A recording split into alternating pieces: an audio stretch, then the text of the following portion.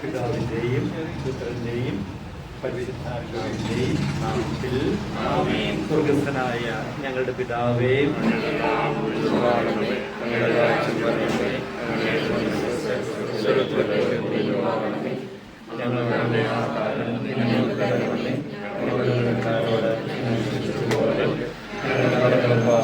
ഞങ്ങളോട് ക്ഷമിക്കണമേ, ഞങ്ങളെ രക്ഷിക്കണമേ.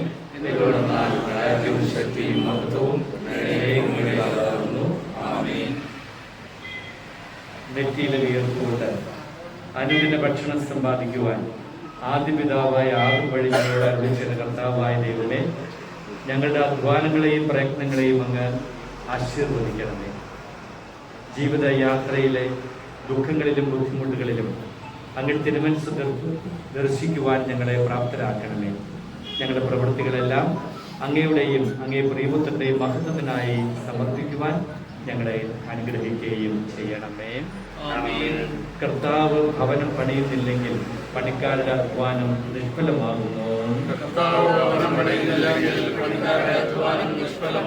കർത്താവ് നഗരം കാക്കുന്നില്ല എങ്കിൽ കാവൽക്കാർ ഉണർന്നിരിക്കുന്നതും നിഷ്ഫലമാകുന്നു.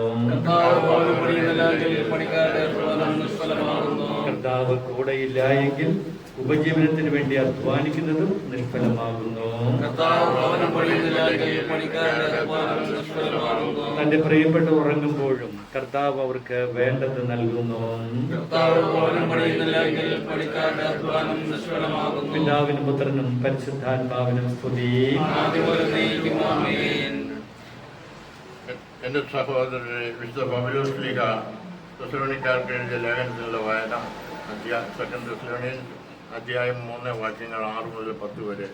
സഹോദരരെ, അലസതയിലും ഞങ്ങളിൽ നിന്ന് സ്വീകരിച്ച പാരമ്പര്യത്തിന് ഇണങ്ങാത്ത രീതിയിലും ജീവിക്കുന്ന ഏതൊരു സഹോദരനിലും നിന്ന് ഒഴിഞ്ഞു നിൽക്കണമെന്ന് കർത്താവിന്റെ നാമത്തിൽ ഞങ്ങൾ നിങ്ങളോട് കൽപ്പിക്കുന്നു.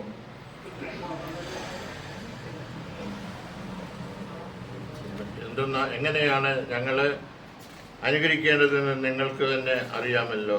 നിങ്ങളുടെ കൂടി ആയിരുന്നപ്പോൾ ഞങ്ങൾ അലസരായിരുന്നില്ല. ആരിൽ നിന്ന് ഞങ്ങൾ അപ്പം ദാനമായി വാങ്ങി ഭക്ഷിച്ചിട്ടില്ല. ആർക്കും ഭാരമാകാതിരിക്കാൻ വേണ്ടി ഞങ്ങൾ രാപകൽ കഷ്ടപ്പെട്ട കഠിനാധ്വാനം ചെയ്തു. ഞങ്ങൾക്ക് അവകാശമില്ലാഞ്ഞിട്ടല്ല, അനുകരണാർഹമായ ഒരു മാതൃക നിങ്ങൾക്ക് നൽകാനാണ് ഇങ്ങനെ ചെയ്തത്. ഞങ്ങൾ നിങ്ങളുടെ കൂടി ആയിരുന്നപ്പോൾ തന്നെ നിങ്ങൾക്ക് ഒരു കൽപ്പന നൽകി, അധ്വാനിക്കാത്തവൻ ഭക്ഷിക്കാതിരിക്കട്ടെ.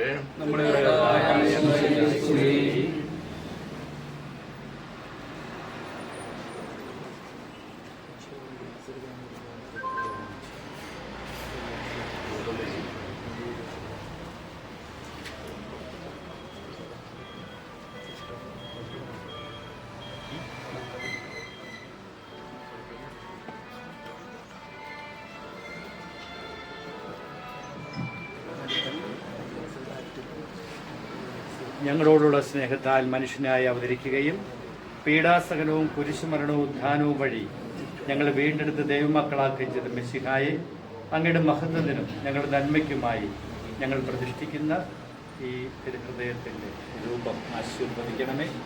ലോകാവസാനത്തോളം ഞങ്ങളോട് കൂടിയുള്ള അങ്ങയുടെ സജീവ സാന്നിധ്യത്തിൻ്റെയും രക്ഷാകര പ്രവൃത്തിയുടെ അനുഗ്രഹിക്കുന്ന സ്മരണ ഈ രൂപം ഞങ്ങളിൽ ഉളവാക്കട്ടെ. അധ്വാനിക്കുന്നവരും ഭാരം വഹിക്കുന്നതുമായ നിങ്ങൾ എൻ്റെ അടുക്കൽ വരുമെന്ന് അരുളി ചെയ്ത മിശിഹായെ, അങ്ങയുടെ പക്കൽ നിരന്തരം അണയുവാൻ ഈ രൂപം ഞങ്ങൾക്ക് പ്രേരണയാകട്ടെ. ഇത് സ്ഥാപിക്കപ്പെടുന്ന സ്ഥാപനത്തിൽ അങ്ങയുടെ സാന്നിധ്യം ഉണ്ടാകുമാറാകട്ടെ. ഈ രൂപത്തിന് മുമ്പിൽ പ്രാർത്ഥിക്കുകയും ഒരുമിച്ച് കൂടുന്നവരുടെ യാചനകൾ സ്വീകരിച്ച് അവരെ അനുഗ്രഹിക്കുകയും നന്മയിൽ നിലനിർത്തുകയും ചെയ്യട്ടെ, ഇപ്പോഴും എപ്പോഴും എന്നേക്കും.